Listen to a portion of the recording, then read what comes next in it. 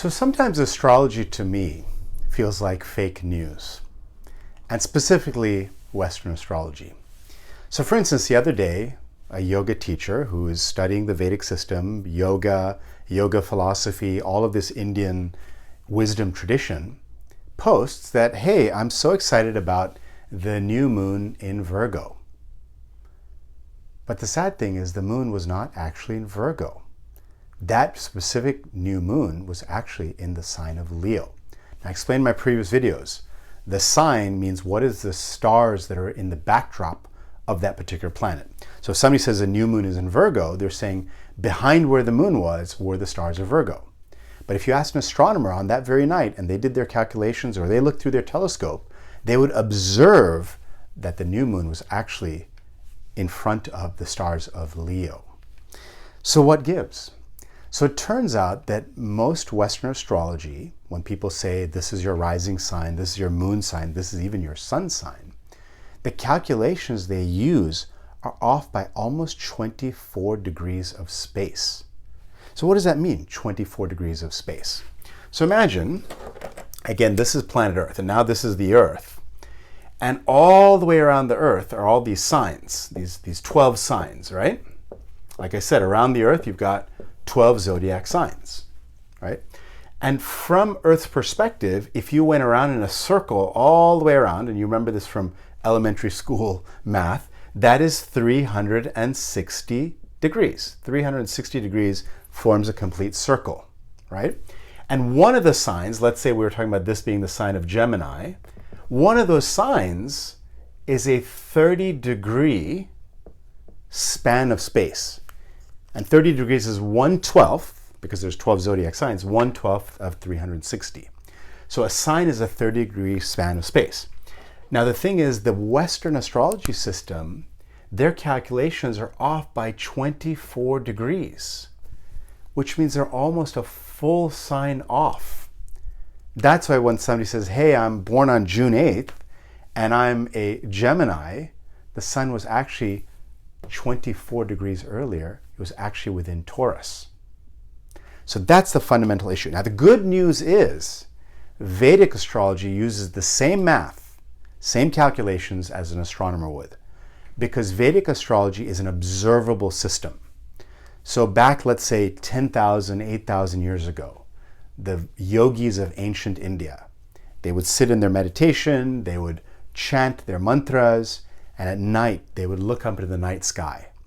And whatever they saw with their eyes, whatever was observable through their eyes, they started locating that, oh, this star constellation is here, this constellation here, the moon is located in this location. They literally used an observable form of astrology based on observable astronomy.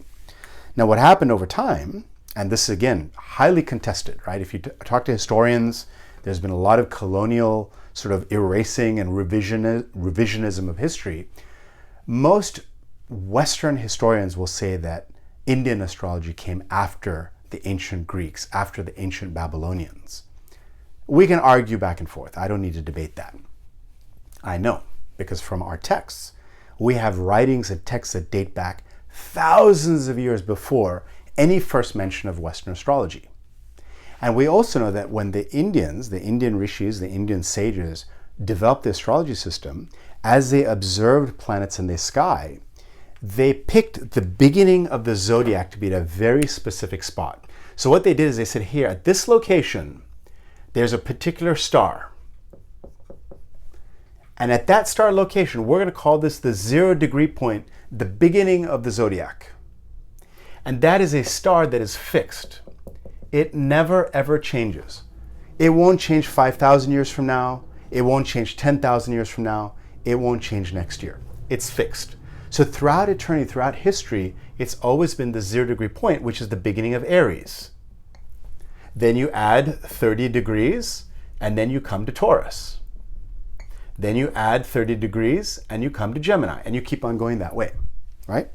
Now what happened is, about 2,000 years ago, Western astrology had the exact same point of 0 degrees of Aries.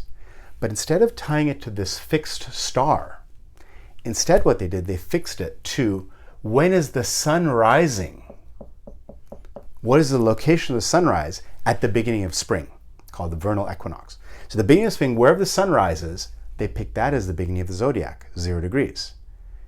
And every year it drifted a little bit. It just kept drifting backwards, right? So what happens is over time, every 72 years, there's a drift of about 1 degree. The total drift now, like I said, is 24 degrees. So we know that the system was the same about 2,000 years ago. And 2,000 years later, where we are today, the 0 degrees of Aries is starting somewhere in Pisces, the previous sign. And of course, everyone's celebrating the age of Aquarius. What does the age of Aquarius mean? That the error is now gone from Aries to Pisces into Aquarius. And in about 30,000, 70,000 years, we'll be back to the same spot, right? So the Western zodiac keeps shifting, and it's not observable or accurate to the sky, but it is the system that's in popular use. The Vedic system is based on a fixed point in space, and it never changes. So you get a really accurate, observable reading on the sky to your own journey. So this is the big difference. Now that means that your rising sign, your sun sign, and your moon sign are all about 24 degrees off if you use Western astrology.